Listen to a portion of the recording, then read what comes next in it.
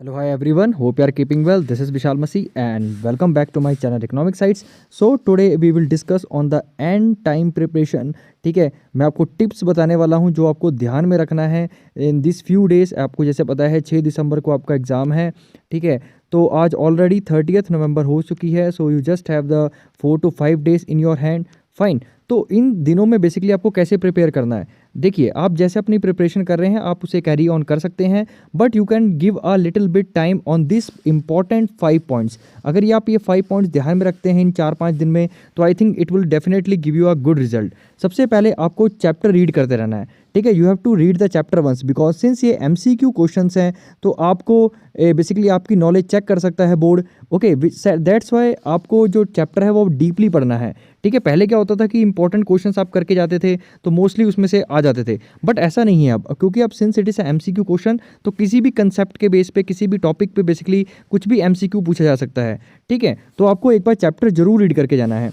आपका कोई भी बुक हो सकती है। ठीक है, mostly if you are using the Frank publication या एनी अदर पब्लिकेशन, कोई भी पब्लिकेशन है तो उसको प्लीज़ आपकी कंटेंट बुक जो स्कूल में पढ़ाई जा रही है उसको आप ज़रूर अच्छे से पढ़ के जाइए। ठीक है, दूसरी बात है do practice all the diagrams. बहुत बहुत इंपॉर्टेंट है। आपके टर्म 1 में बेसिकली माइक्रो इकोनॉमिक्स ही पूछी जा रही है, तो उसके बेस पे जितने भी इंपॉर्टेंट आपको डायग्राम दिए हुए हैं बुक में, ठीक है, जितने भी इंपॉर्टेंट डायग्राम्स हैं, एक लेक्चर मैंने भी कवर किया है जिसका लिंक मैं डिस्क्रिप्शन बॉक्स में दे दूंगा, और एक प्लेलिस्ट भी है वो उसका डिस्क्रिप्शन बॉक्स भी बेसिकली आपको दे दूंगा, जिसमें आपको ये सारे इंपॉर्टेंट डायग्राम्स आपको मिल जाएंगे। तो प्लीज़ आपको डायग्राम्स भी आपको नहीं छोड़ के जाने, उसको अच्छे से एक बार प्रैक्टिस करके जाइए। उसके बेस पे भी कुछ क्वेश्चन आपके पूछे जा सकते हैं। जैसे आपका हो गया प्राइस फ्लोर, ठीक है, then you have then it is price ceiling, maximum price legislation, ठीक है, मिनिमम प्राइस लेजिस्लेशन, ये सारे जो बेसिकली टॉपिक्स हैं आपके इक्विलिब्रियम के हो गए। ठीक है, then you have the 11th chapter है जिसमें आपके 3 डायग्राम्स हैं। Okay, determination of equilibrium price and output under the perfect competition, जिसमें आपको losses and abnormal profit and profit के बेसिकली 3 डायग्राम्स है, बहुत बहुत इंपॉर्टेंट है, जिसका लिंक मैं डिस्क्रिप्शन बॉक्स में आपको मिल जाएगा, आप उनको एक बार जरूर देखिएगा। ठीक है, then you have the study the summary of the chapter. देखिए हर एक बुक में बेसिकली लास्ट में क्या होता है, समरी दी होती है। ठीक है, या इंपॉर्टेंट कीवर्ड्स दिए होते हैं, या इंपॉर्टेंट कोई भी बेसिकली उनकी जो लैंग्वेज होती है अलग अलग बुक में अलग अलग चीज़ों से डिनोट किया जाता है। तो किसी में चैप्टर समरी होती है, किसी में इंपॉर्टेंट नोट्स होते हैं।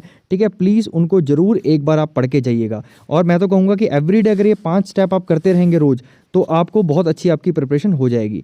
नेक्स्ट आपको ध्यान रखना है कि आपको सॉल्व करने हैं न्यूमेरिकल्स। देखिए आपके कुछ न्यूमेरिकल्स है जैसे इलास्टिसिटी ऑफ डिमांड के, ठीक है, सप्लाई इलास्टिसिटी के, उसके कुछ न्यूमेरिकल्स हैं आपके। देन TP MP और जो AP के रिगार्डिंग इसके कुछ आपके बेसिकली फॉर्मूला बेस्ड आपके कुछ क्वेश्चन पूछे जा सकते हैं।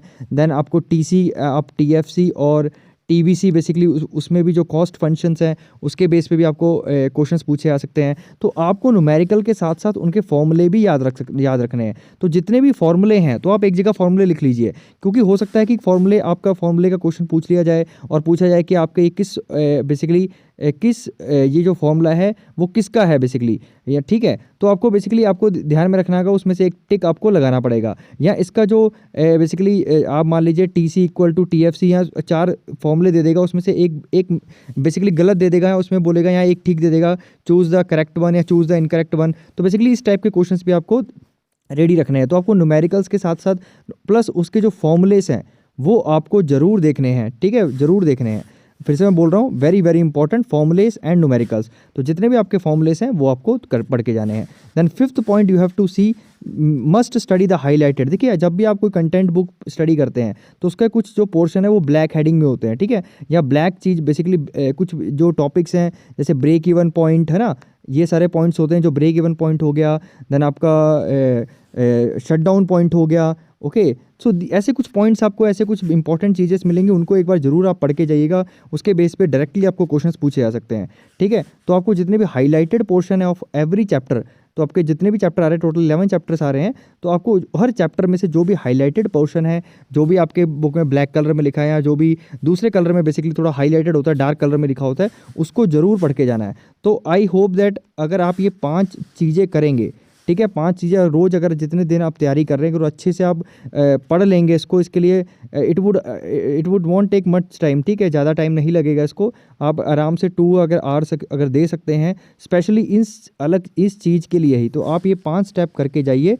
ठीक है, पढ़ते रहिए रोज़। तो यही मेरे टिप्स हैं मेरे हिसाब से।